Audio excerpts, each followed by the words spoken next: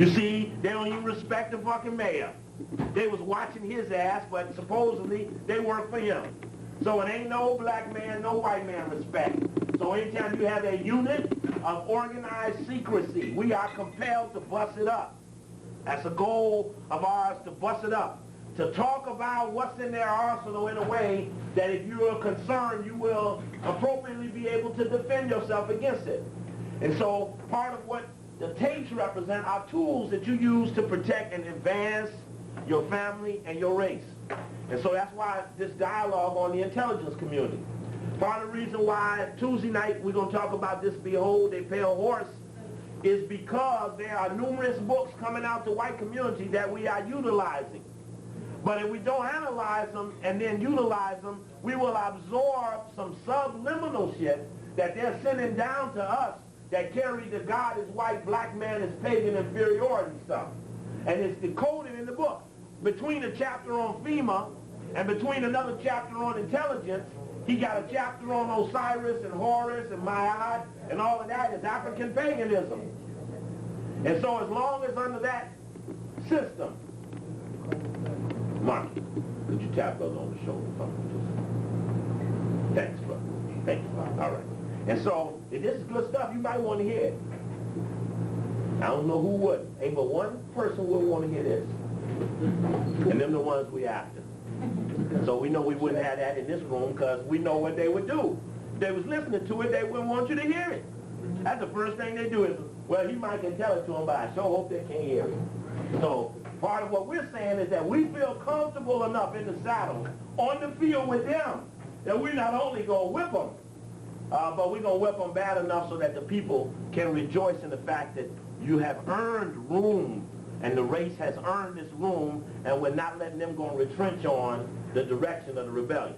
When you say pale horse, are you talking in relation to like a white person, or are you talking about the biblical right? Well, when we get into the book, and I don't know if I brought my copy of the book, we will get into what he says about it. I don't think I must have not brought my copy of the book. It's a book by William Cooper, who's a white boy who is exposing some things about UFOs, and he's exposing some things about FEMA. He's talking about secret societies, MJ-12, the Jason Society, the CFR, the Trilateral, the protocols. He got a hodgepodge of a lot of stuff in there. But he also has some anti-blacking stuff in there under the guise of Christianity. And what I'm busting up is Epperson, a guy named William Steele, who wrote a book about ancient African secret societies, ancient secret societies and the Masons. And I want to show a thread of whites who in condemning Masonry are using Christianity as a model of exemplary behavior. But as you will hear on Tuesday, me debate one of these guys still, you will see that when you hook Christianity with colonialism, and they find that they're no better than a Mason, that the Mason colonized like the Christian colonized, and to a victim, I can't see no difference. Right. So I don't want to hear from the one or hear from the other and make them not think I see them the same. In the bag, just the gap that it leaves. Some of these books, these white boys have written books that are of great value to us. They are telling on other white boys. We need to use those books, but we must have an avenue to sort out what the white boy is saying while he's saying it. Like I say, that book is sold in the final call. It says the minister recommends the secret relationship of blacks and Jews. He recommends Behold a Pale White Horse. In fact, my copy comes from the brother of the nation here as we watch them. So my contribution now is to take this book that is being fed to the black community and digest it to the community in a way that well, you see the white people got their little lactose thing to make the milk go down better. Well, this is just something that I'm trying to do to make the white boy milk go down. Since we're going to drink it, I might as well give them the little lactose thing, make it go down better. So we need that type of, and so that's going to be Tuesday. And then, but tonight, there's some things about the intelligence community that I have to share with everyone as we give some attention. Anytime anybody pick up anything of the tapes to understand, we have always had a component to fight the intelligence community while we have fought. From the very beginning of the days when I learned to do the trilateral, I also had the little local spies in one hand so that with them in this hand, I fought for the right to say trilateral. When I went to say Trilateral Commission in CFR in Chicago, there was a group who came out and attacked it as irrelevant information, as information that we should actually be thinking about crime, and we should be thinking about drugs, and we should be thinking about education. And them other white people are irrelevant, even though they are the source of the inabilities of those areas. So before I could do trilateral, I had to have the goods on the local people. In this case, it was Jesse Jackson, the NAACP, the Urban League, some of the little fake nationalists. All of them we had in Chicago. And I found many of our very valiant nationalists were going through leadership training with the major corporations, who would bring them to their house on the weekend, making them familiar with all the big white businessmen, so that if ever there's trouble, they can call each other at home. Well, that means that's how you diffuse the trial. I'm not interested in diffusing a fire that I started.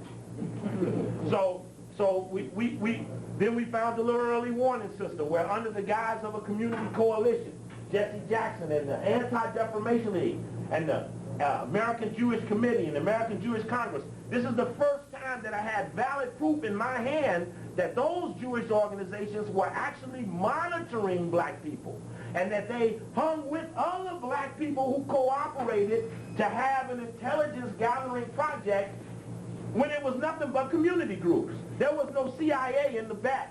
And so this information in this hand helped me stand up for the right to expose the information in my right hand. And I only used this when I had to. And in your relationship with the intelligence community, the goal is to neutralize the person. Sometimes it's not good to overexpose them. Overexposure forces replacement. Once they come in with somebody else, you got to go figure out again who that was. So you never overexpose them. You quasi-expose them. You let the key players know who the person is and do your best to lead the person in place. You don't want them out of place. And so we keep conscious of why we study them. And I get the impression, and I know there was another one of them big coalition meetings since the rebellion, but I get the impression, my own impression, is that since the rebellion, the community has found again that it is unable to get all its forces onto one track and come up with some real organized combustion. They're kind of understanding that when they went to get together, when the white man wasn't looking, that it was black people in the room who kept them from getting that thing wound up just right and letting it loose. And now after 2-3 months later, and the white boy, I watched the white boys go to trial the other day saying, oh, I should be in trial. Rodney King should be in trial. And he the one using drugs. They said, well, there was no evidence. That's right, I know he was using drugs. The white boys are still saying anything they want to say. And the time has passed and there's no remorse. In the meantime, they humping them brothers, and the brothers is fucking up some of their own shit. Pleading with the white man. Our brother got on the ropes, he got to pleading with the white man. That was a disgrace. And it just shows at some moment what happens when there is an organized thought about the enemy. Organized thought is, of course, is that if you slugged him because you thought he was an obstacle, and 2-3 hours later, Gates come to your house and pick you up, and then the next white man you see, you grip to that white man as if somehow he, in lieu of all other whites who wanted to get you, going to help you out. Then see you all distorted, and maybe losing you right now ain't so bad. While you go get your shit together because you tripping. See, there's some trip in the shit, and we got to clean that out. See all that? I saw the dude on the Arsenio Hall show the other night, George Wallace, right? He does the little move. He said, now why in L.A.? They going to hit the man, and then the guy going to do, and he's doing all kinds of dances, right? Trying to duplicate the brother doing the little dance after he swallowed him with the brick. And the point of it is that obviously there was some distortion in his mind about how to deal with the enemy. And we should take that personally. That whatever it was, and even looking up at the camera, waving at the camera upstairs, hey, camera, you know, dancing in front of the camera and shit, that's some done. And I wonder why didn't nobody fuck the damn helicopter up?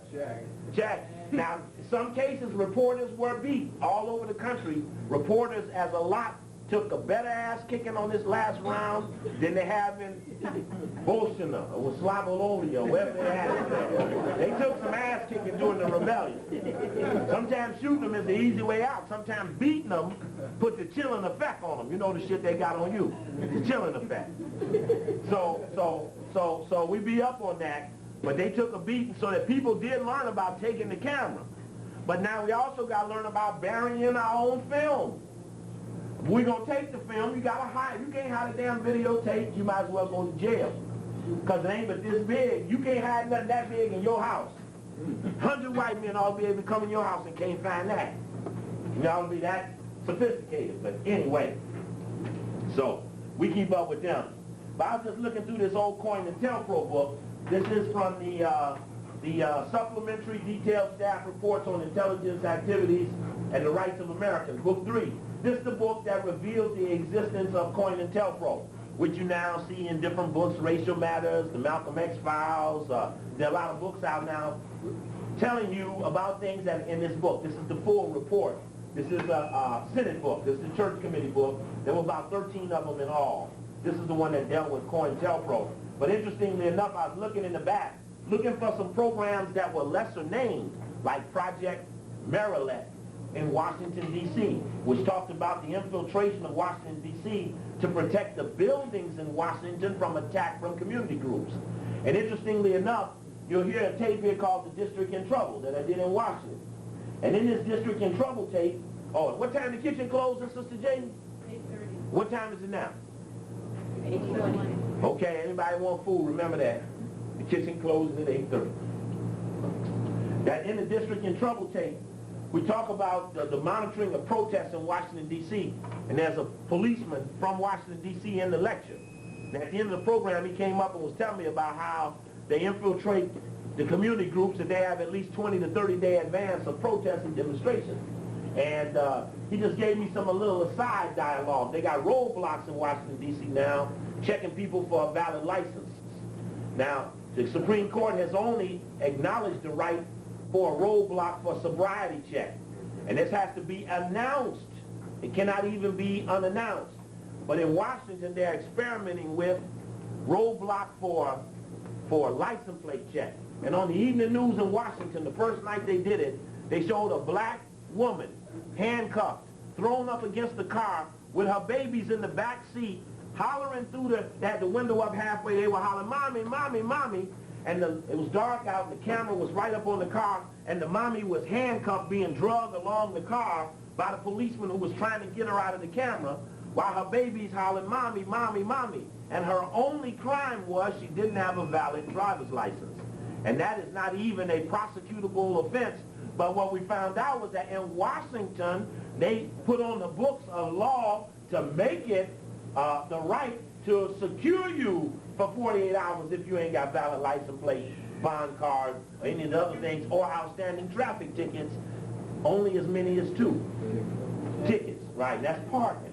So you can see that something's going on, right? Something's going on in response to the rebellion, but you listen to the people talking about the public housing having huge fences put up, 10-foot tall fences without openings. First time they put the fence down in the public housing in D.C., they didn't put the openings, didn't put any openings on, locked the people in, said it was accident. This housing project that they fenced in, how many of you all saw the movie Patriot Games? See, anybody see the movie Patriot Games? Yeah. Well, there's a portion in the movie that deals with aerial photography. That's right. Well, that office of National Reconnaissance is in Washington, D.C., right in the middle of the black community. Right in the edge of the water is the Navy satellite reconnaissance thing that you saw in Patriot Games, is right on the water in Washington, D.C., surrounded by Anacostia segment of the black community there. And it's surrounded, literally, the Navy Yard could not escape unless they went out through the water. So we went to Washington. I put heavy pressure on the Reconnaissance Division by telling the people in Washington, D.C. to watch them, to put guard on them, to keep a track of them. This would be a contribution to enlighten them about, and they showed that the capability of the aerial satellite was so strong they could tell whether the woman was black-haired or blonde-haired walking from tent to tent in the desert in northern Africa. That's the analogy that it showed, that the equipment was so clear in terms of giving a shot from the sky that they could pick up whether a woman was blonde-haired or black-haired in the middle of the desert from the satellite. And it was giving tribute to their own technology, which was subtly placed in the film, and even your own L.A. Times said that the CIA. In fact, I said this story here, you can look it back up. This was your story on Patriot Games when it came out, dated June 5th, 1992, was that the CIA gave more assistance to this movie than any movie in the last 20 years. They assisted in inserting technology, allowing access to CIA headquarters. So there must be something in the movie, and that was that the Irish were bad, the CIA was good, and they had a little technology where they stuck a little spoon mic up under the, they stuck this little long spoke up under a door, and they had a camera on the end of it. You can look inside a house by just sticking it up under the door. And of course, heat-seeking technology is being exposed in a lot of movies, like Universal Soldier and so forth. But look carefully at different moments when you see people beating heat-seeking technology. I remember in Predator, where the Predator had it, which was in dreadlocks. But old boy hid in the mud to beat the heat seeker. And the Universal Soldier, they used ice. They laid in a trunk of a car, put ice over their body to beat the heat-seeking device of the soldiers. Now all high-tech upcoming military gonna have this heat-seeking capability. Where's Coakley at home? Well, let's turn on the heat seeker and pick up his body moving in the house through the concrete. And that capability is real. So the thought is, if they're coming down your block and looking for someone that belongs to us, how do you counter the ability of the heat-seeking weaponry? And so we have to constantly keep floating. And many of the antidotes are very crude. Ice don't cost much. So you might have to keep 3, 4, 5, 6 bags of ice hanging in your freezer and be able to hook the ice up on a closet door in a way that no heat radiates from the closet which you're standing up against. Check? Yeah. You got a closet door. You hang the ice on the door. You stand up against the door. You, in effect, neutralize the ability of the heat-seeking weaponry. Same thing was used in the movie Aliens, the heat-seeking weaponry. So just be conscious of that. The one who responds to the rebellion got that type of equipment. How many of you all saw the program last night on 2020 about the soldiers who were coming home with the strange diseases? And the interesting thing about it, the one thing they didn't bring up on the show, which I thought was so ironic, was the shot. Yeah. They did not mention the shot in the whole program. They're soldiers who got their hair falling out. They got bumps falling out. They're lethargic. They got loss of memory, trembling, nightmares, night sweating, all sorts of infectious reactions to a chemical from the Persian Gulf War. But the only thing they all have in common is the shot that they made them take that had not been even sanctioned to use in the United States. And so they gave it to them when they got there. And anybody here get one of them shots? Because your ass going to be acting wild soon. We don't want to be nowhere near you. Everybody, be honest. Now we have to get you some help. To ask Sister Shakur, somebody take you away. Get some good help. Help does exist in the black community. But you just got to call out that you need it. So we be up check, right? We check on the help. When you need it, call out. I thought it was interesting that in the Coin and Tell Pro book, there was a program that has never been mentioned much. We're talking about the intelligence community. It's a program called the Ghetto Informant Program. During the time that Coin and Tell Pro was being set up in the 60s and the 70s, the FBI and the CIA actually had a program called the Ghetto Informant Program. And the qualification of the informant was that they had to live in the ghetto. And I thought that was kind of interesting because we haven't heard much about the Ghetto Informant Program. We heard a lot about Coin and Tell Pro. Right. And the point of hearing about it is that it's past. It's gone now, so we hear a lot about what's past. I always use the term now in Tell Pro. What the fuck they doing now? Because that's really what's important to us. We understand what they did in the past to know the depths of their pathology, but it's now that's important to us. But now they found out they had a Ghetto Informant Program. It was begun in '67 to develop informants that would provide general intelligence on the potential for violence and civil unrest in black urban areas. In July of '73, after considerable debate within the FBI over the program's propriety value cost, the program was terminated by Director Kelly.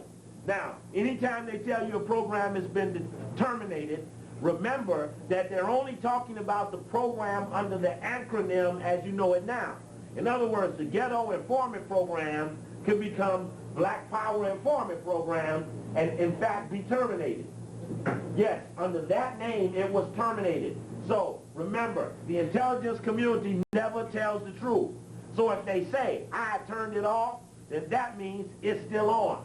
You use the reverse theory of white interaction. Everything they say is just the opposite of what it is. So they say it's off, you know it's on. So the Ghetto Informant Program says as of September of 72, there were 7,402 ghetto informants. 7,000. Now think about that. How many states are there? 50. Divide up 7,000 into 50. How many black communities are there in a state? 20, 25, not many. In fact, the way I saw the way this program was set up based upon what I read, it looks as if they inserted intelligence apparatus in public housing. As they laid it, they placed it. In Chicago, as a matter of fact, what I'm most familiar with, there's housing councils, and more than not, those housing councils are cooperative with the local political leadership, who is cooperative with the local law enforcement community, who all our sublings, the Big Daddy. So we draw attention to this Ghetto Informant Program. It says it was to forecast the possibility of urban riots and violence. What we keep looking at today is the watch potential, the watching. What is the watcher supposed to do? How does he calculate what he sees? How does he give points to what he's looking at? To give some understanding and to hear in their own words the power of deception, meaning that as they attempt to monitor you, your ability to deceive them can overthrow their own capabilities. And they always have a component for trying to equate whether or not they're being deceived. Is it possible, Sister Janie and Brother Omar, that I could use is there a clean paper on the thing? Is that possible? Yeah. Brother Reese, I'm going to try to set up in a way that I could use this. Says that these were for advance warnings.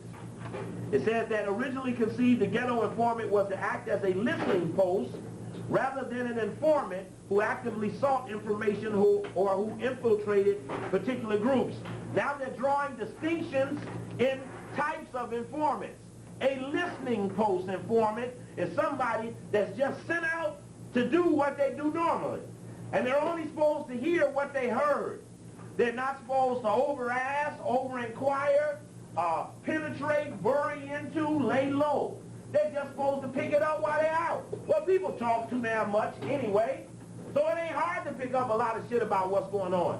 Can you imagine the depths of the intelligence community trying to assess what the gang boys doing? You can imagine how many gang boys ain't gang boys. They police. How many they done hooked up who got the crime dangling, and now they out his eyes and ears for the establishment because it's the only way they can get out of trouble. And so we be conscious of that, the turnaround. That's right. Check. So, boy, they checking all over, Brother Reese. They checking all over. People be calling me, checking me all over the place. So we give some conscience to the fact that there was such a program that has been kept under low profile with us. Even though we thought we had heard all about what was in the batch of information that came out during what we now know as COINTELPRO. And this book is very good into exposing all of the phony letters. They got a lot of the L.A. stuff in here. This book probably needs to be copied by somebody locally. Also found in here a category list, a listing of how they categorized the people that they watched. And I thought it was interesting, how they set up their categories as being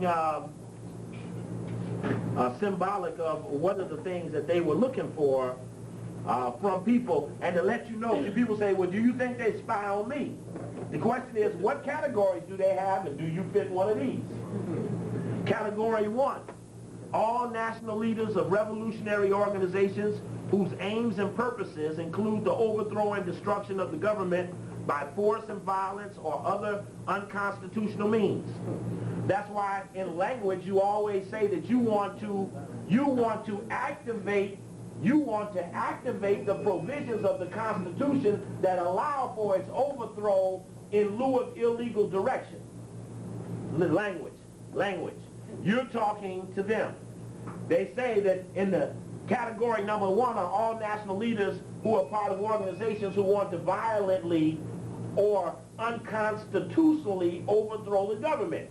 So in qualifying for the file, you're beating the file by asking for the enactment of the provisions of the Constitution. The Constitution. Remember, in the Revolutionary Layout, it's the book, The Masons Who Helped Shape the Nation, about the 56 Masons who wrote the Constitution. And so we claim that this was an illegal enterprise, that this was a secret society, and that this secret society was anti-black, and we accuse it of being a criminal enterprise, and everything it's done since its enactment is being ruled illegal by us. It's a violation. We like a RICO case. You know, the racketeering and whatever they're doing on that thing, and they seize everything you got since you done that. Well, we're doing that to them. You declare these things. This is how you do it. You declare it. There was no law to overthrow Hitler, but they had to kick his ass and impose the law on him.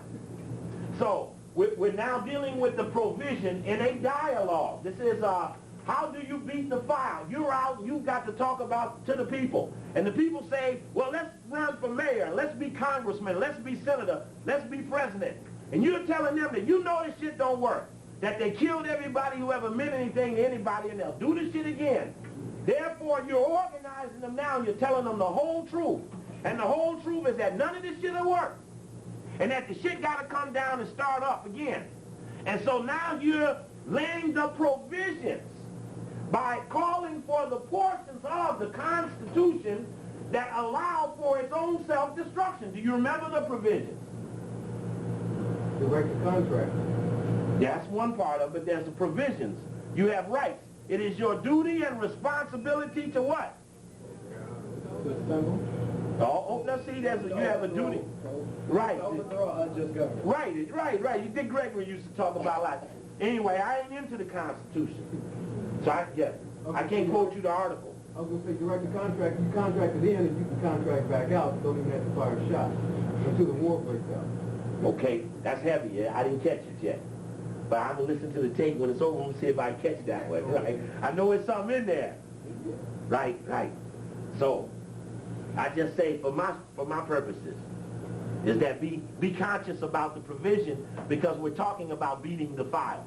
So you're now beating the category. What's the provision is, man? It's the provision that says that you will end up in the file if your aim and purpose includes the overthrow and destruction of the government by force and violence or other unconstitutional means. And I'm suggesting that the government as an illegal enterprise can be overthrown as a declaration of the righteous. Check. The righteous have to step up for the declaration and declare that is an unrighteous, illegal, criminal enterprise. Hey, did y'all see George Bush at the Knights of Columbus meeting last week? Pledging his destiny like Columbus. He said, I'm just like Columbus. They didn't like him either when he come with the New World Order. And they didn't like him either when he showed up, didn't have a goal the first time. But look what he did. Look what he brought back to the white race. You have to check him. He had the Knights of Columbus meeting in New York. He talking a bunch of shit. Stuff. I'm sorry, I forgot. I'm at the Good Life. Got to talk clean. Good. I'm starting to have one of my tapes I'm marketing no cussing tapes. See, I was in New York and I got kids, man, we love your stuff. But so I got no cussing material. So when you want the no cussing material for the kids, I tell you just which ones to get. Especially the Shrine of the Black Madonna in Houston, because there was no cussing in the shrine. So I can do it with no cussing. It's just, it's just a way about dialogue. Anyway, it says here that against persons rather than property, or have received special training in sabotage, espionage, guerrilla warfare, or have engaged in underground type operations. 2, revolutionaries though unaffiliated with any specific organization, who have demonstrated by acts or statements a propensity for violence, including acts of terrorism, assassination, or any interference with or threat to the survival and effective operation of a national, state, or local government and of the defense efforts. 3, national leaders of black extremist separatist organizations.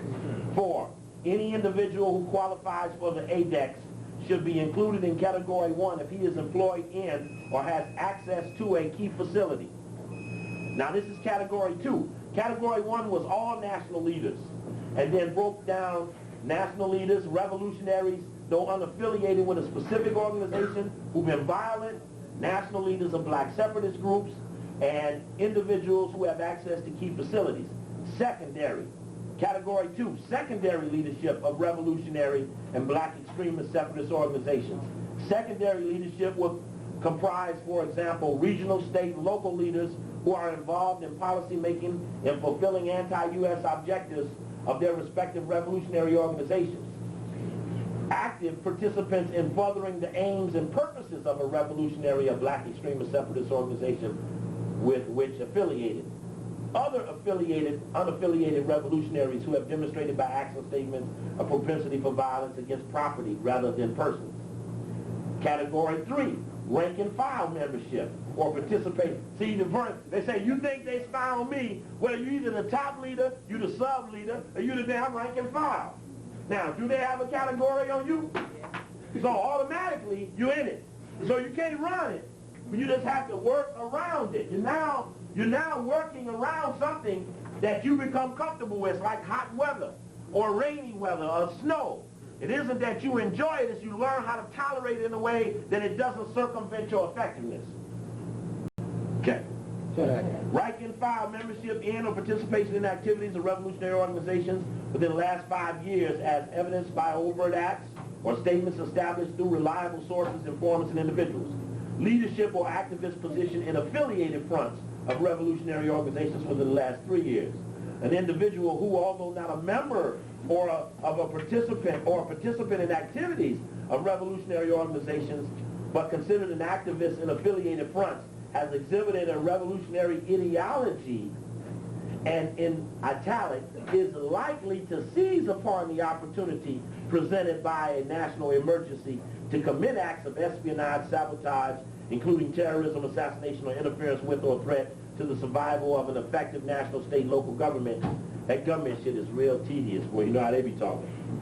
And then they got Category 4, individuals whose activities do not meet criteria of Categories 1, 2, and 3. Now, what do that mean?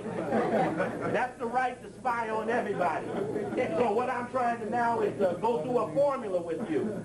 The formula suggests that there's a spot for even the children. So we understand when we're equating the value of each one of us, we understand that in their scheme of things, every one of us is a threat to them. The smallest thing you might do might be of a big threat to them. You might not understand the depth of that. I'm only trying to relate to each of us that in their scheme of things, they go way down the line. Therefore, don't vacillate about is the phone tabbed. Of course it is. In fact, I've been having trouble with the phone that I use in Maryland, and the repairman came. I'm going to show you. The repairman came, and the first guy, 3 men in one day. First guy said it was downstairs, the other guy said it was upstairs. The third guy came and said it was neither. When the third guy comes, he picks up the phone, he says, "This is technician 666. Can you read me?" I'm going to show you his card. He left his card, said, "You have any trouble, call technician 666. And I know what happened to the phone, right? I know what's weight on the phone, right? But that's how, they don't say, "Look, nigga, now I'm the 666 technician." I said, "Why?" The white boy was built like Hulk Hogan or something. I said, "Man, you don't look like no phone man." He had long blonde hair and shit, looked like he'd been on the beach. And ain't no water in Washington but the Potomac, and it's nasty and shit. So ain't no swimming in the area, right? So the 666 man show up, phone messed up 5 days, right? And so the 666 man come and show up and make the phone work and everything else. So I drop some. So anyway, we just keep up on that. And so that's no big deal. So you just have to change the way you do things. I'm coming to California, and so I have to call Marcus on the day I'm coming instead of calling them 10 days before I get here. So we know that the National Security Agency has a computer that constantly programs all of the reservations made on every airline. It takes, as we have come to find out, about 24 hours to 48 hours for a name watch to come down. In other words, if Coakley's name, Steve Coakley, name is put in the travel watch, meaning that any reservation made in my name on any airline, boat, train, or whatever else there is that registers, that the National Security Agency picks up from each one of those travelers a constant realm of reservations. And that in that process, they will absorb my name. Now, to run how many people make a reservation at an airlines, for one airlines in one day is thousands. Which means that if you got 10 airlines, and you got tens of thousands of names registering every day, it takes the machine in Washington about 24 or 48 hours to crank your name around, because it's got all those names to go through. Check. Yeah. So that should give you some idea about traveling and reservation. But sometimes, and you have to make a decision, sometimes when you got nothing to hide, you don't hide. Don't play when you don't need to. Because then you'll draw attention to something where ain't nothing going on. And somebody will detain you for no reason at all. That's the worst thing to have happen, is for no reason at all. Okay, so we be up and conscious on that. Anyway, for the record, we'll get back to this later, Operation Maryland, which I want to reemphasize to those people back in Washington, D.C., in regards to how, in effect, it is used to protect. I don't know how much you all have heard about it here, but in Washington and Baltimore are pretty close. One of the biggest negative things going on is two negative things going on in Washington area right now. One is the upcoming genetic engineering conference for the youth, who are the big conference at University of Maryland College Park, where in fact I did Black and Jewish relations at University of Maryland. They hate me there, and I hate them there. It's a perfect relationship. We have great appreciation for what we are in real life. But there is the conference that's being funneled and financed by Boule Louis Sullivan, who is with this white man instituting the project to look at black children at birth and up to 9 years old about the tendency for criminal behavior through chemical structure of the brain. And the desire is to intervene with extra serotonin and other chemicals like saltpeter to neutralize the children, because a child like this is easy to control. So that's the ideal state for white America, since they can't stop the birth rate. Herpes simplex, complex, AIDS, ain't none of it work. Psychologically, we are still reproducing. God bless us. And that now they got a strand of AIDS they can't even count on. They can't. Well, the niggas didn't get it like we said. We promised that we'd had the niggas all dead by 92. Niggas still around. So they come and say, well, we got some shit now on the nigga we can't even track. That's to leave hope with the scientists who guarantee that they can kill you in a specific amount of time for the ones who gave them the authority to. That's right. To give them a little bit more time to pull off a little bit more shit, because the shit they pulled on the first round put a bigger dent in their operation than it did in ours. That's check. Right. Yeah, you mighty strong race. Right. Now we got the NAACP in Washington, D.C., declaring as a gimmick to fight crime to declare martial law. You may have seen these Negroes on, they had them on Sunday Today Show about a week or two ago, pledging for the calling of martial crime. Now, a couple of lectures I'm going to give while I'm here. We're going to do an update of the attack on rap and other black youth, where we're going to talk about the attack on the children through the use of crime, the attack on crime, and look at the Sister Soldier thing and the Ice-T thing and a lot of things going on we need to be conscious of. And for the sister, I had a little Sister Soldier story to tell you about, and a video of her press conference that she held in Washington recently, and a little anecdote. I went to New York a couple of times, and sometimes I be so straight about what I see that everybody want to meet with you because they don't like it. But when they really think about it, they don't really want to meet with you because they don't want you to tell them to their face. So I have some little personal stories about Sister Soldier, and we're going to be taking care of the iced tea part while we're here, because I'm confused.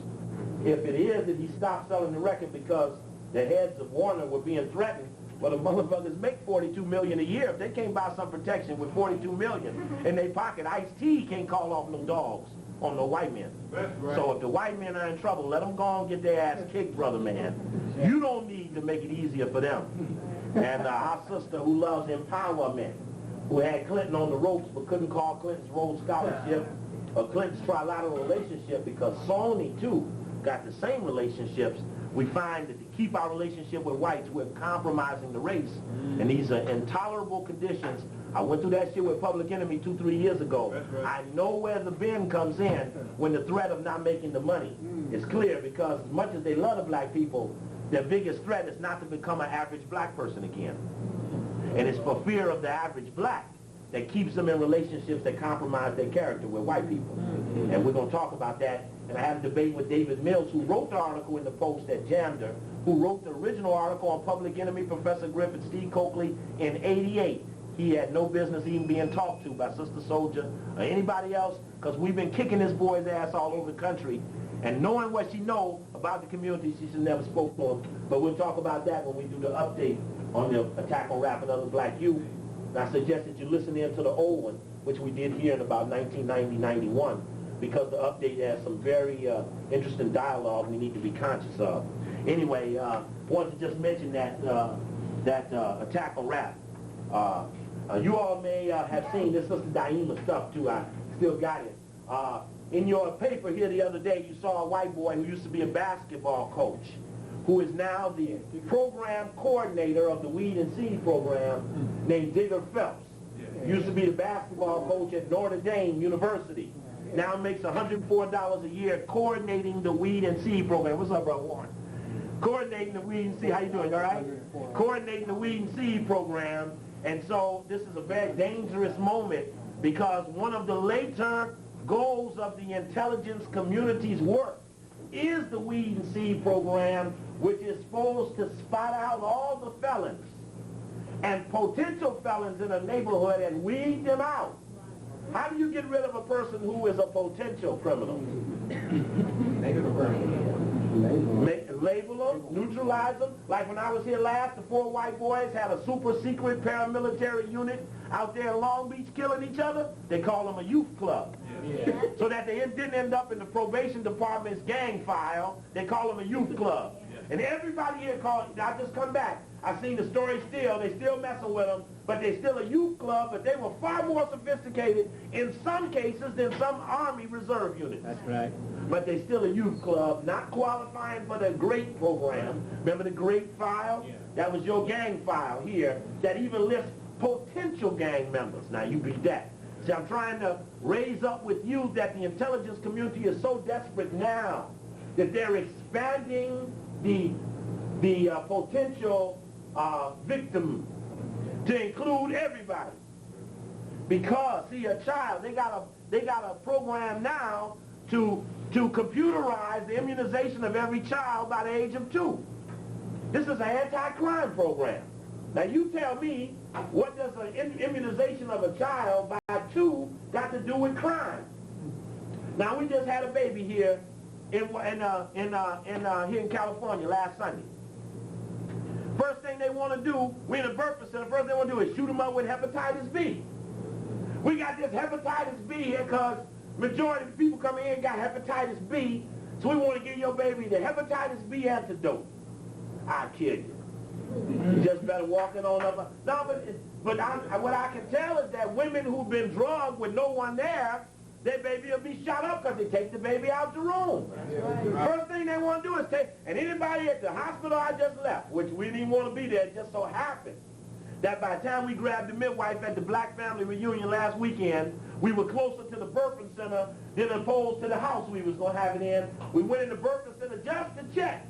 And too late, the baby was moving, so we stayed right there. But anybody down there tell you the hell they went through last Saturday and Sunday with me, Sister, Brother Marcus, and everybody else to keep them from taking the baby out the room. That's right. Period. Period. Just to take the baby out the room. All day they play you when you fall asleep and you slightly sleeping. They're trying to wheel the baby out the room to get it someplace where they can play with it. And I'm telling you, listen, from your placenta all the way down, take it all with you. Don't leave it shit. I'm telling you. Listen, I'm telling you, it's dangerous. It's dangerous. And even the birth certificate is here. We saw the birth certificate on intelligence gathering. On the birth certificate application, father's occupation, father's income, father's work number. Now this is on a birth certificate for a child. Say this is just for other research. Cross all that. I don't even think they can file the birth certificate our baby.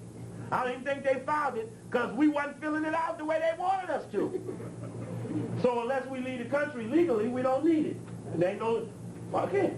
I didn't need you down there. Oh, excuse me. Skip it. Now I'm trying. Yes. After David do it. After David. Oh yeah, we be after David. Oh right, I understand.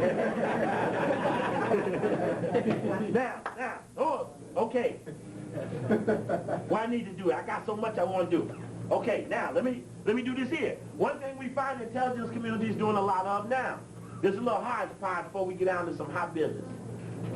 There's a guy out now, they're pumping him all over the street named Terrence Jackson. Every time I go to New York, they put this guy on the stage with me. He wrote this book here, putting it all together. They put him on Tony Brown's Journal a couple of weeks ago, a month or two ago, with Bob Law. Embarrassed the little brother, because he was on to talk about the trilateral. Tony Brown just crushed his ass, right? See, Tony Brown works for Pepsi-Cola, who Donald Kendall is on the executive committee of Trilateral. So he fights hard any of the boogeyman conspiracy stuff because his daddy from there. In fact, remember Tony Brown as the brother who organized the meeting with the 30 niggas at the White House for 30 minutes. Remember during the rebellion, Dorothy Height and Ben Hooks and all them went and met with Bush? Yeah. Well, Tony Brown set that meeting up. It was 30 niggas. They had 30 minutes. Each nigga got 30 seconds. Now look, you got 30 minutes, you got 30 niggas. You give each one of them 30 seconds, it takes 15 minutes. You give the president another 15 minutes, you got 30 niggas in the White House for 30 minutes. That's all it takes. They go out to all other niggas, president ain't gonna do right. Right? Then president comes here, goes to the black church and says, I am my brother's keeper, which is a Masonic buzzword. And the church that he gave it from, what's the name of the church he gave that speech from? Because I bet you that E.B. Hill is a big-time press hall mason. I bet you. I don't even know him. I can tell you in the blind, Bush wouldn't have said the Masonic code word, I am my brother's keeper. The first words out of his mouth. And this is the only place he speaks from with black people. I know there had to be a Masonic guy. I'm going to check him while I'm here. And we already know Cecil Murray got used by the intelligence community to replace the Jesse Jackson figure. He was the replacement. He the 177th point of light of George Bush, so we already knew he was on the team. That's right. Right, now I already know about that place. That's a whole nother subject. But I refer you to the Riot Report audio, $20. Excellent. And the Riot Report video that we did in Long Beach, that's $40. Anyway, they're putting a lot of people in the black community who don't know the subject area that they're claiming to cover. In other words, see, in the future, the media no longer, this is a confession, not of ours, but of theirs. The media no longer, in terms of intelligence, is responsible for reporting to you false news. They do that naturally. But their role now is becoming more increasingly to repudiate the people's knowledge that they generated themselves. Now listen to me.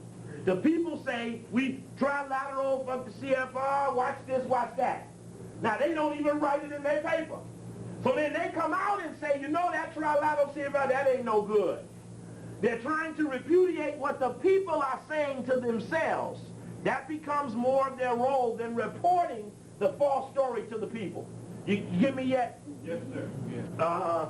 I'm going to find an article up here from the Washington Post repudiating that there's a conspiracy to control the world by speaking about the trilateral and this and that saying government things ain't nothing. And I'll show you some other examples of the Washington Post, things that they're doing where they're proactive. For example, Oliver Stone is doing the JFK movie. The movie comes out December 21st. But on May 19th, George Lardner of the Washington Post writes a story condemning the movie 5 months before it comes out. counter what the people have generated from themselves. This is not news anymore now. This is obstruction. They go out to counter the people's knowledge because the people have become self-sufficient in knowledge dissemination, like what we're doing here. We have circumvented their right to you with our intelligence systems. Because they're now so strong, the SOANs, the ability to go see Jeffries, the ability to go to African Minds United, the ability to pick up on the radio, because the people have generated their own intelligence systems, the ordinary ones now have to listen carefully enough to the people to hear what the people believe and then go away and counter the people's belief system. That's a new role for them. This is the modern day media's role has changed because the people's relationships have intensified. Therefore, we believe Sears Miles before we believe the Center for Disease Control in Atlanta. And because we have reprioritized our credibility levels, we have forced them into a reactionary position, and that's great for the race. That will never be acknowledged. There's no declaration, hey, you the race, have cut the white man out of the knowledge gathering process that you use to make your decisions. That's why they're now out manipulating the X. The guy comes with the book, say X was a homosexual.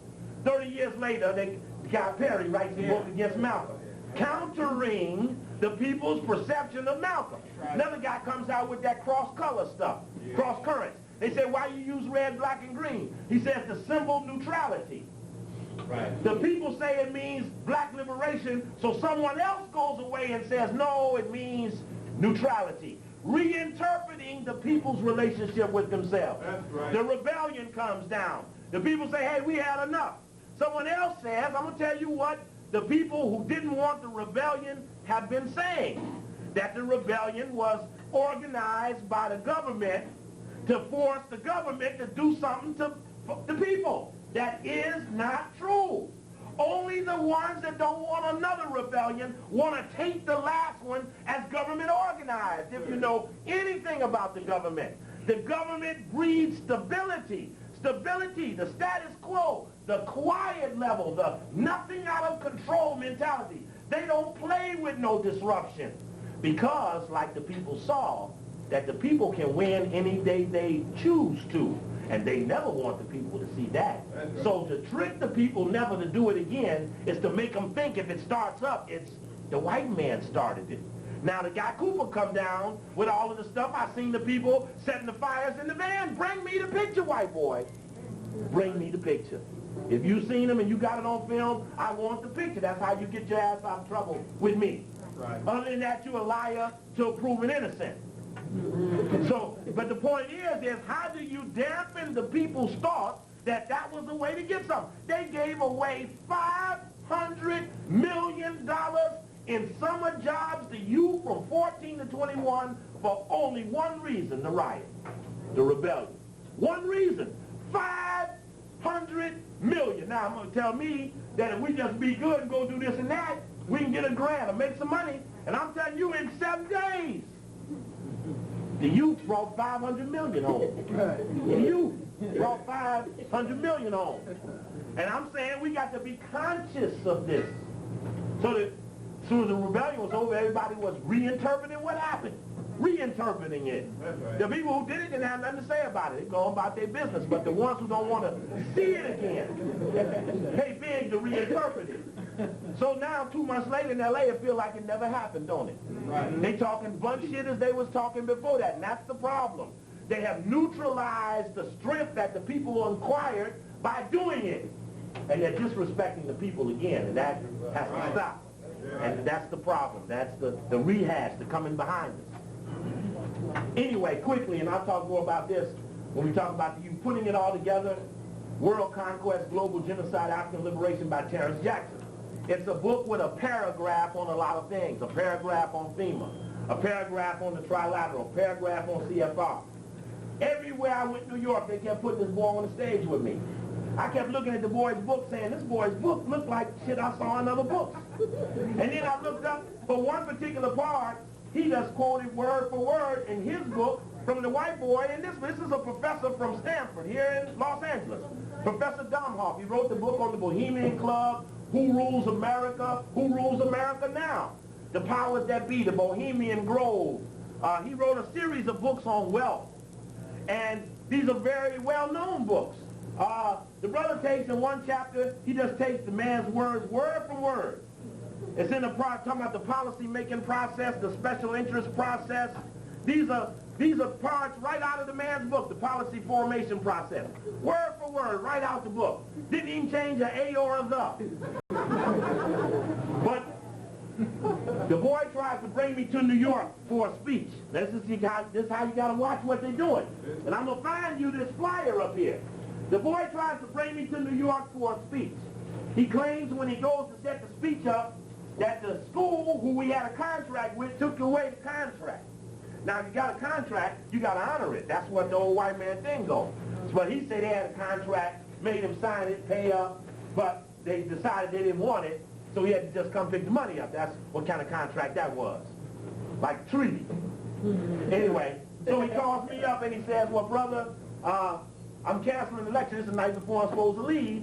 And so I'm canceling the lecture, but I'm going to go out in front of the place and pass a flyer out. The flyer says, well, Steve Copley won't be here tonight, but Terrence Jackson going to still be around.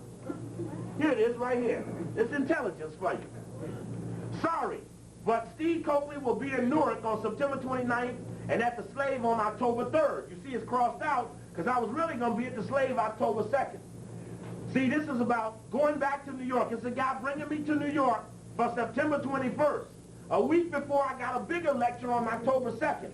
He goes in front of the building and puts a flyer out saying, sorry, Copley won't be here. In fact, he put my home phone number on there, which I didn't give him the right to. Then it said, and Terrence Jackson will definitely be around.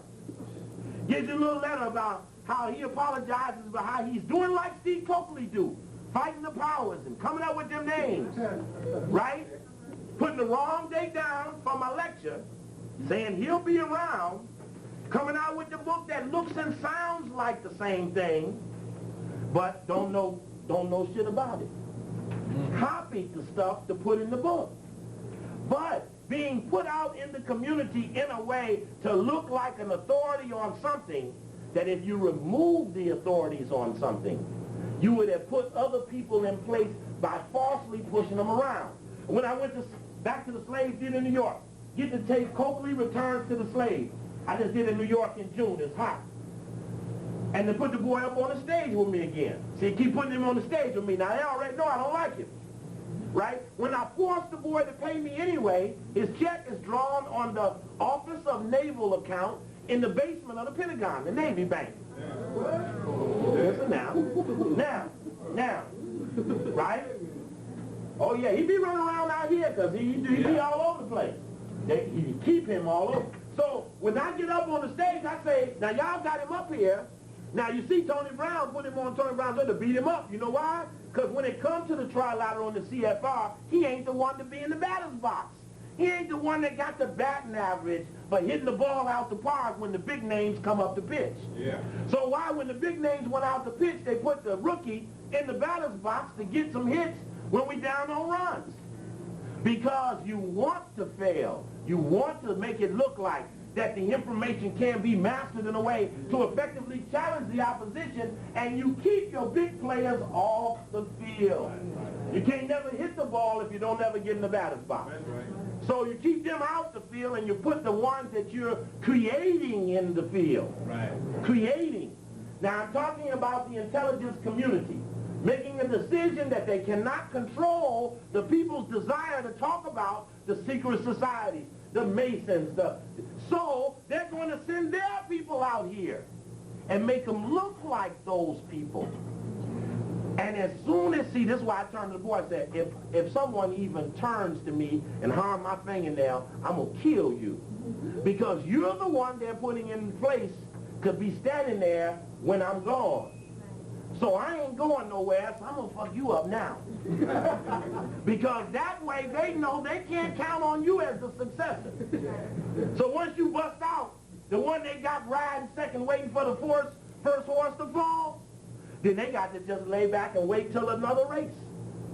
But you be conscious of the false prophets who now have to come and sound like the things the people are saying. But when you check them, they'll be way off the picture. Brother Marcus.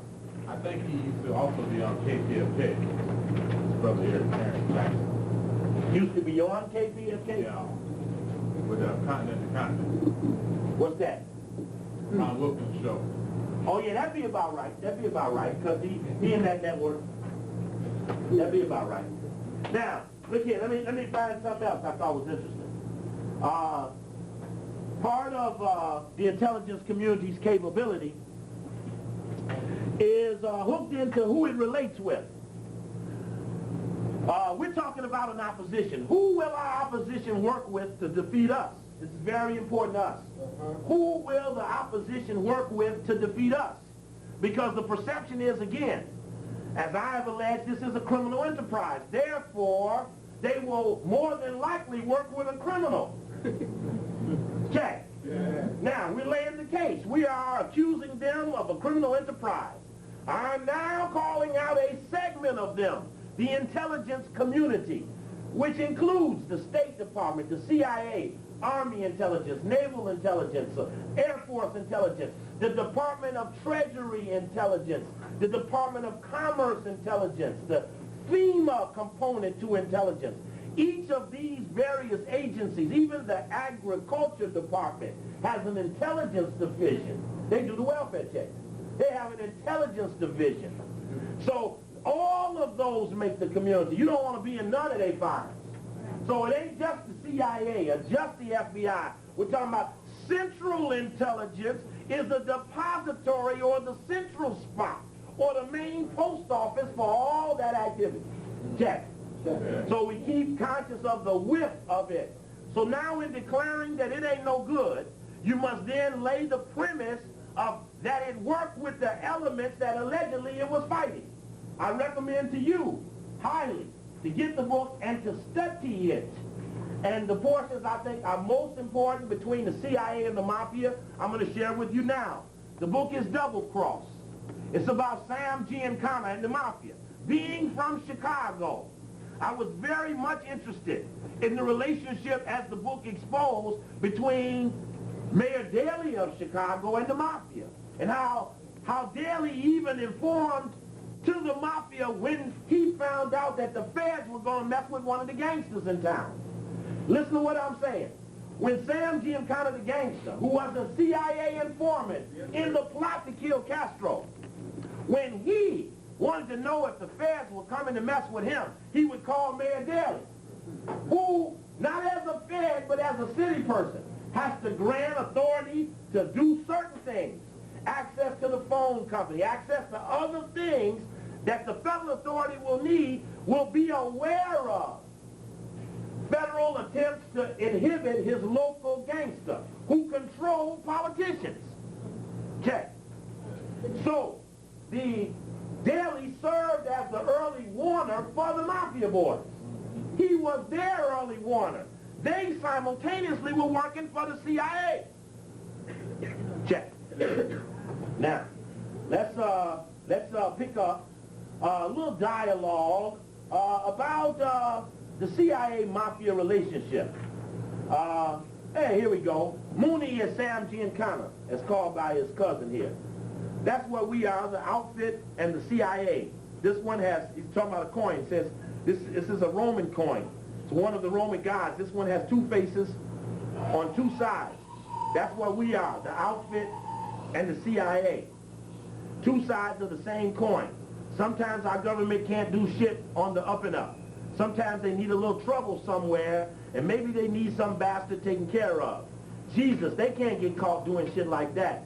What if people found out? But we can. Guns, a hit, muscle, whatever dirty work needs to be done, we're on the same side. We're working for the same things. We just look different. So we're two sides of the same coin. Right now we're working on Asia, Iran, Latin America. Someday we'll be partners on everything. If you think we had Truman, let me tell you, we really got this deal sewn up with Ike. All he does is play golf. So that's what you like about the guy? Shit, he's a pigeon. It's Nixon who got the power. He's the one with the backing of the big money, like Hughes and the guys in California and the oil men in Texas. Hump says Nixon gonna call us if he needs a little hardball behind the scenes. Check. Okay, reference. That's reference number 2. Let me read into reference number 1. In reference number 1, it talked about how, it says, over the years we've helped Guy Bannister. Guy Bannister you saw in the movie JFK. That was, what's his name, Alan Ashner. Was that Ed Ashner who played the Bannister? Ed Ashner played Bannister. He's the former head of the FBI in Chicago. Now down in New Orleans running the CIA's operation in training the guerrillas to go into Cuba. But he was the head FBI man in Chicago before he went down there, right? Ruby was up there before he went down to Dallas. So the mafia boys in Chicago control Bannister. Now Bannister is working with Robert Mayhew, who is a Howard Hughes' man. A few deals, tipping them off to car thieves and muscling their favorite enemies. Meaning that when the FBI had a problem putting heat on somebody that they couldn't legally mess up, they called the mafia boys to jack them up for them. See, in Chicago, we have what's known as 1,001 unsolved murders. That's what they call a murder when they say it was a mafia hit. All of them remain unsolved. It's the code word for no policeman to step forward.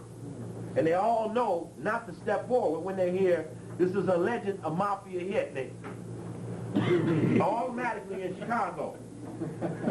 And it's just making an example of that the feds use them from time to time to put heat on people that they couldn't heat themselves. Reference number 3.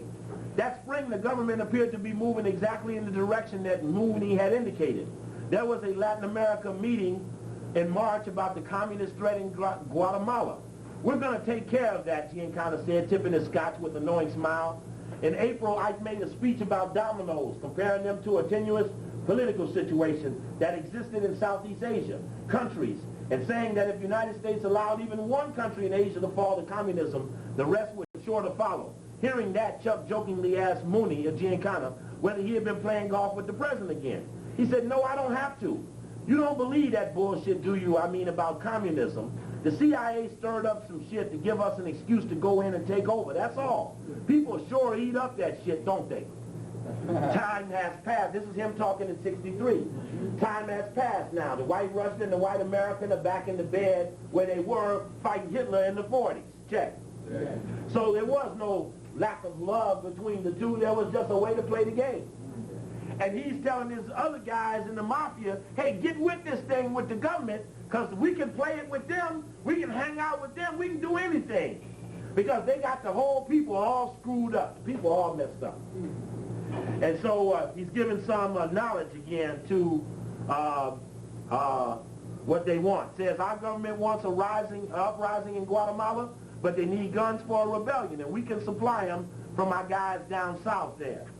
And you check, when you check the Ruby book, I mean the James Earl Ray book, you check about the relationship about running guns.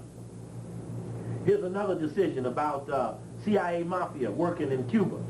It's been decided, Giancana said, that the United States government, certain American investors, and the outfit would play both sides of the fence in Cuba, sending arms and munitions to the rebels attempting to overthrow Batista while publicly backing the current ruler. Two sides against the middle. Who are you voting for? Oh, I don't care, Democrat or Republican, I paid them both. The joint outfit CIA involvement in international schemes wasn't without precedent, Giancana reminded Chuck. He helped former Chicago FBI agent turned CIA man Bob Mayhew with both the Saudi Arabian and Indonesian CIA operation. Before, and as if made to order, already had Mayhew's smuggling operation set up out of Texas. He worked with one agent or another over the years, he said, in the Middle East, Guatemala, and Asia, forming ties that came into action only when necessary. But when not needed for patriotic purposes, those ties served as potent protection for illegal smuggling of guns and drugs. In other words, the CIA and the mafia sleep together. They make a network with Border Patrol people, with the local police, the local media, the local establishment to do things when necessary. But when not necessary, those relationships will cover your illegal activity by sanctioning it as part of the relationship you had with the authorities until the authorities need you to pull one for them. Make any sense? Okay. Except, I do have a question. Go ahead. Huh? Okay. How is all this paid for? What are they paying these mafia people? Okay, stop right there. How are they getting that? Stop right there. That's the next paragraph. Perfect lead in. You must have read the book. In exchange for his underworld services, Giancana said the CIA looked the other way, allowing over $100 million a year in illicit drugs to flow through Havana into the United States. It was an arrangement similar to all the rest they made, he said. The CIA receives 10% of the sale of all narcotics. You listen to that? Yeah. 10% of sale. Yes, Brother Warren. Do you think the drug laws making drugs illegal, they want drugs to be illegal, they give more money to better. If you made drugs legal, the price would drop by like 90%. That's absolutely correct. That's absolutely correct. It does keep the price up. Since the people who sell drugs supposedly ain't the government, they shit went up just like bread. From the 60s to now, it's just as hot. It has gone up like clothes have and everything else, right? So the perception is, and in my impression, that to me personally, FEMA is heavily involved in the drug trafficking to assure that the heroin traffic and the cocaine traffic never runs out, because an unfed addict could be disruptive. So the government is heavily involved in maintaining. You never heard of a city run out of heroin. Never ever. Because the fear of the addict who gets directed by the people towards someone. Say, now you know who didn't go down to Occidental Petroleum. That's who didn't deliver. You need that fixed? We know where it's at. Right? So they never let that happen. So they assure that by maintaining the constant flow of all essential services. Check. The drug trade is an essential service in the cooling of the people. Yes. So what about the Ruby movie? You know, that was real garbage. That movie was so confusing, it threw in all kind of odd stuff. Confuse everybody? I think it was a movie to backtrack on JFK, because when old boy came out on Arsenio and spoke real heavily for the movie, I rushed right out to see it. It was garbage, man. It distorted some stuff so bad. It really fed a lot of false impressions. That's right. That's right. Really, it was really weird movie. Okay, says the CIA received 10% of the take on the sale of all narcotics, which they utilize for their undercover slush fund. Such illegality earned monies were stashed away by the CIA in Swiss, Italian, Bahamian, and Panamanian accounts. And of course, Noriega is an example of someone who worked with them, who did for them all he could until they asked him to assassinate Ortega in Nicaragua, and he said no, so then they put him in jail, and they invaded his country, supposedly over the same narcotics that they were already funneling with him. So we be conscious of that. And that's a point that I wanted to make there. Now let me find, there's another reference I want to share with you. Well, that one's about Hoffa and Bobby Kennedy. This one is about, interestingly enough, in the book, it talks about how the mafia paid off J. Edgar Hoover. See, J. Edgar Hoover never busted the mafia, never ever. Read into the history between your ex-police chief, Parker, who your police center is named after. Parker fought J. Edgar Hoover over the mafia. And he refused to let the FBI work a mafia beat in L.A. because he said they were the mafia. Now, this is an argument between two white men. It was a valid argument. Chief Parker was correct. Hoover was a flunky for the mafia, period. Right down to the bone. Never busted them ever. Never ever. Never busted them like he messed with the Panthers. Different methodology. Or Malcolm or Martin. Never ever. And of course, since we know they work together, we can see why. You don't hurt your teammate. Right. Unless, like in the case of Giancana and Roselli, who were killed in 75, you don't hurt them unless they tell it. Okay. As they went to testify before the church committee, they all got killed. And it says that what they would do with Hoover was, they would tell Hoover to go to the racetrack in Baltimore, Plymouth, or any other nearby racetrack that he could get to in his chauffeur-driven car. See, every day around the country, the mafia fixes one horse race, just one. This is the horse with the 9, the 10, the 20, the 30 to 1 odds, who they have guaranteed will win. And the mafia get on airplanes and fly to that track to bet the one race, the one day, at the one track that they fix. Now, when they put the right pay on the horse, they can guarantee street money that looks legitimate. So Hoover would be given the tip on the horse. He would go to the $2 window and bet a phony bet, while his main man would go to the $50 window, which is usually encased, and make the bet on the horse that the mafia had told him to bet on. And they never let him down, and he never messed with them. And that was a relationship that stayed firm. And we need to be conscious of that. And now, you see they got someone coming on tomorrow called the Secret Service. Right, so you know something up. Right? We're aware of that. I thought one very interesting, oh, I don't know what channel, brother. They had to catch on that part themselves. This is, when I did the intelligence community lecture in Washington, I had a video screen. And I showed a picture of Mobutu standing over Lumumba, who was on the ground with his hands tied behind his back. And he was being kicked around and hit in the face with rifles, and Mobutu leans over and spits in his face. And the CIA says we offered Mobutu $25,000 to kill Lumumba, but he had already gotten so many millions from us and put himself in position to replace Lumumba that he wouldn't take the $25,000. He didn't need it. And then I went over to this book and read the passage. I freeze-framed the picture of Lumumba on the ground with his hands tied behind his back, and I read this passage. Right. Giancana wasted no time in cashing in his new connection to the White House, telling Chuck he had already begun expanding his underworld network to include dictators, presidents, and smuggling czars from nations as diverse as Haiti, the Dominican Republic, Iran, Lebanon, Italy, France, Nicaragua, Guatemala, and the Philippines and Laos. You can go down the names, Marcos, Somoza. You can go across who those names are for those countries he was mentioning. Most of the people have been killed already. Mooney also revealed he had been in communications with his buddies from the CIA. Quote, "It's beautiful," Giancana said one day at the Thunderbolt, playfully stirring his martini with a swivel stick while the refrain of Bing Crosby's White Christmas played in the background. The outfit even has the same enemies as the government. I've been meeting with the CIA guys since last August. We're going to hit Castro, Torrijos, from the Dominican Republic, and from the Dominican Republic. Oh, yeah, let me go back. Quote, "I've been meeting with the CIA guys since last August.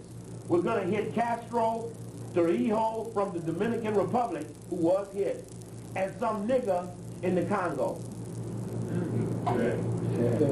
All right, enough said. So the analogy is that the mafia was used even on a nigger in the Congo. And if you remember, Lumumba had just met with Malcolm X. Right. Malcolm was setting up the international move. In 65, they was both gone. Lumumba and Malcolm. 65. All right? Intelligence community, again, on the move. Who authored that? Huh? The author is Sam Giancana and Church Giancana. That's the nephew and the brother of Sam Giancana. Very important book. Is it still in public? I mean, can you buy it? The book is hot. It's just they just been on Larry King show and all of that shit. The book is hot. Book is real hot. It's out there. Should be easily accessible. One thing. I remember when I was here last, Brother Ed, we was talking about you checking in the Long Beach tape. Check the date of the Long Beach lecture, June 14, 1992. This is the L.A. Times. June 15th, the day after we did the lecture in Long Beach, the headline of the paper were "Whites Face a New Fear, Being Judged by Color." In the lecture that Sunday, the night before, you'll hear it, I was saying that the power of the rebellion is that the whites got beat for no other reason than that they was white. That's right. No other reason. Hey, there's a white man beat them. I was in Atlanta. They beat every white person in the downtown area. Beat them. Las Vegas, Seattle, Madison, Wisconsin, Peoria, Illinois. It was bigger than L.A. And then the next day after the lecture, here comes the L.A. Times story with the whites were beat for no other reason than they were white. But we were telling our people that. Because we understood what it meant for a white person to get beat without being able to explain themselves. Right. Which is what happens to black men and black women on the street. Every day. Right. Even the good people get beat. 24/7. So you're right. So we be up on that, but then it's interesting that the reinforcement came right after that, just to show that obviously, again, they have to catch up with our dialogue with each other. Because we're ahead of them in terms of being honest with the people. In the riot report tape, and I just mentioned it here casually, you'll hear me talk about the unusual use of Cecil Murray, who appeared in every newspaper in this country at the time of the rebellion. Every newspaper. And we found out that Operation Cool Out had been set up 30 days before the rebellion, that they would organize 2,000 black men to go out and to cool the riot. How did they know there was going to be something? How did they know it was going to be a rebellion? To be in a position to cool one out. So my point is that they set Cecil Murray up to be the guy to replace the Jesse Jackson.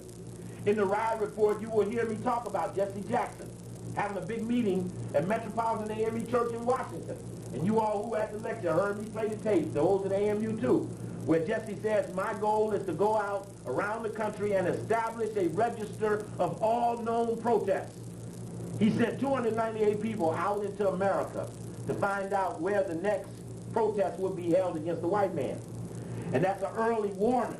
And that goes back to those documents earlier that we talked about with Jesse serving as a part of the early warning system, informing the people to the white man before he got in trouble. And we also showed that even when we got the white man on the ropes, we're talking about CFR, he had to go back and let him off the ropes because he didn't want to beat on the whites. They didn't know much about CFR, even though we found him on the membership list. He may say he never been to a meeting, but he spoke at one. Anyway, that's on the right. That's the tape. Me and Jesse had a little debate on the radio, and then I was followed up by 2-3 other callers, and we engaged them about the CFR, about the rebellion. What is the CFR? The Council on Foreign Relations. It's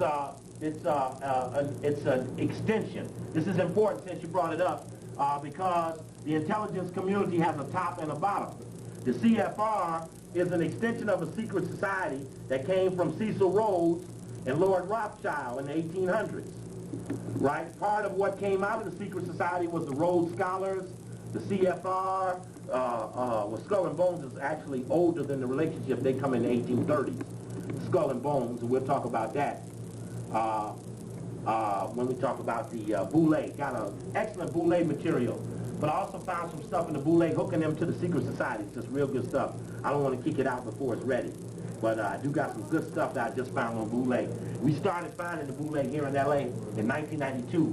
And I just got a ton of stories to tell you about how much trouble we've caused Boule since the story came out here in the L.A. Times. As we sat right here in the Good Life, and Brother Kendall ran out to the car and got his story, and Brother Marks and everybody kept insisting that we look at it and look at it again.